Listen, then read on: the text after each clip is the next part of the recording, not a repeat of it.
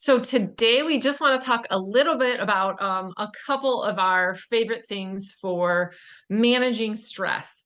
And if you're watching this, I really want you to encourage you to go back and listen to our podcast on overwhelm because it relates to our podcast on overwhelm.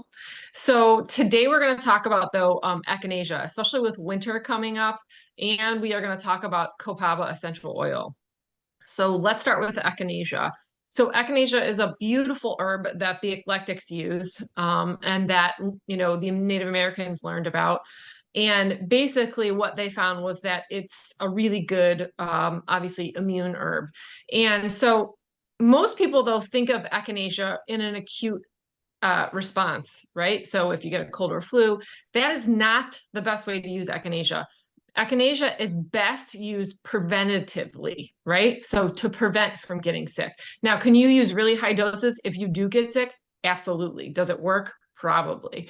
But your best bet is to take it every day to prevent them. And so echinacea works two ways. So the first thing it does is it works like putting glasses on your white blood cells. So it looks around and it says, okay, this I need to react to, but this I don't because this is self, right? I'm not going to react to this. But this is definitely a pathogen. I need to mobilize help here, right? So there's a myth that echinacea should not be used in autoimmune disease. It's the exact opposite. That is false. You want to make your innate immune system, right? So your initial response of white blood cells stronger, because in an autoimmune response, that response is weak, right? Your adaptive response is stronger. So how echinacea works is it helps to put glasses on your white blood cells and helps you better differentiate what to fight and what not to fight. And then it also works on the cannabinoid system. So not the mood altering. So that's your CB1 receptor. So there's two cannabinoid receptors, CB1 and CB2. It works on CB2 receptors.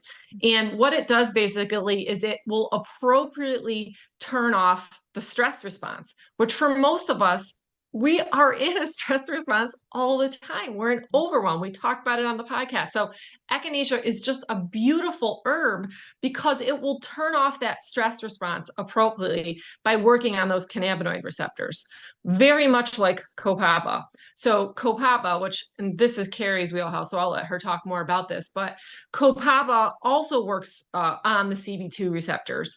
And there's a compound specifically, right, that doTERRA is working on. Kari, you want to talk more about that? Yeah. So Copaiba is actually sourced from Brazil. It comes from a resin on a tree there. And it has a lot of beta-caryophyllene in it. It's a compound that works on the cannabinoid system on the CB2 without affecting CB1. So and it works on a lot of other body systems as well.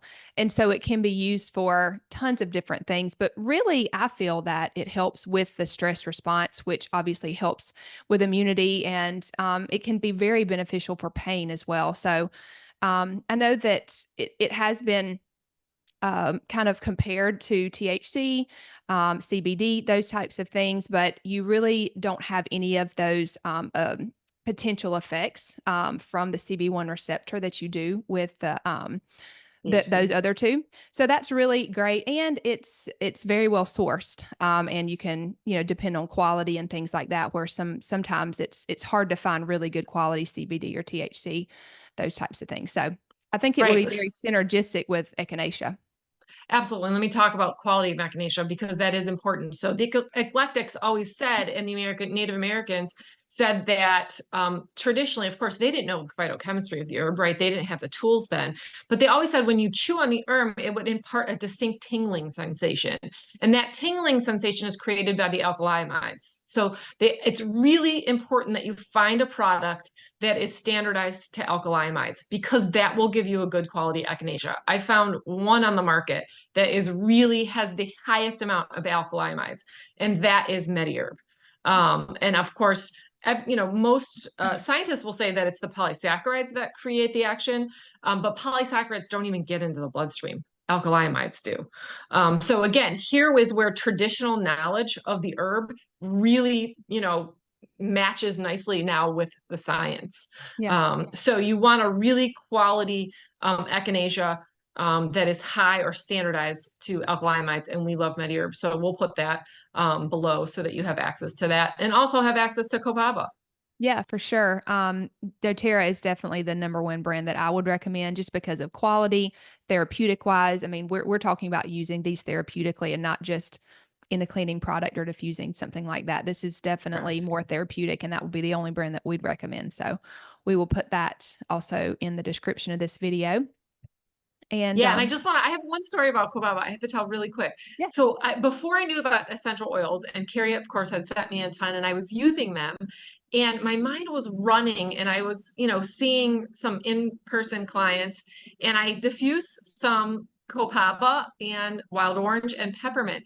And about an hour into seeing patients, I noticed that my brain was calmer, like I wasn't as stressed. And I was like, huh, that's really cool. Like I really think the only thing that's different is, I mean, I felt almost a peace. And I am positive now after learning about Copaiba, it was because I was inhaling the Copaiba. Yeah. So even if, I did mention that we weren't just talking about using them in a diffuser or whatnot, but even if you're just diffusing oils, you might be thinking, I don't need to care about quality when I'm just diffusing oils. However, our sense of smell is the quickest way to affect our body. And so if you Yeah. want to use these therapeutically, that would go for aromatic as well, because the quality matters there too, Yeah, just like Jenn absolutely. was mentioning.